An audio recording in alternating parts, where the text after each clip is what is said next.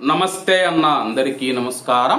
Kuwait Indian embassy అధికారినైతే విదేశీ వ్యవహారాల మంత్రిత్వ శాఖ బదిలీ చేయడం జరిగింది.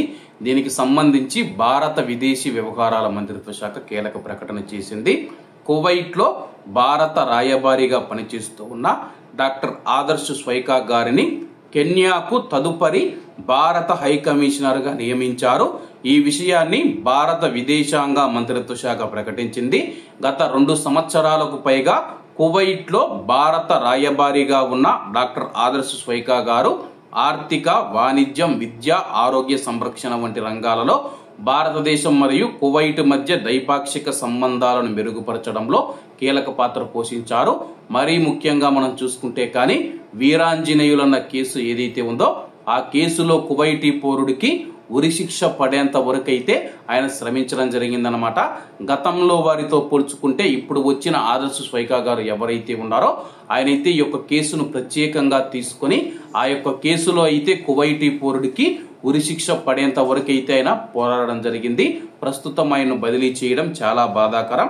కువైట్ లో అతిపెద్ద ప్రవాస భారతీయ సమాజమైన 10 లక్షల మందికి పైగా భారతీయుల సంక్షేమం పైన కూడా ఆయన ప్రత్యేక దృష్టి పెట్టారు.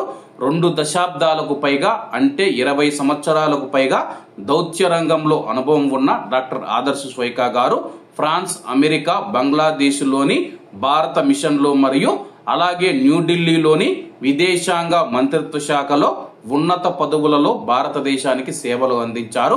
పెట్టుబడులు, ఆర్థిక సంస్కరణలు ప్రోత్సహించడంలో ఆయన చేసిన కృషికి పలు ప్రశంసలు కూడా లభించాయి.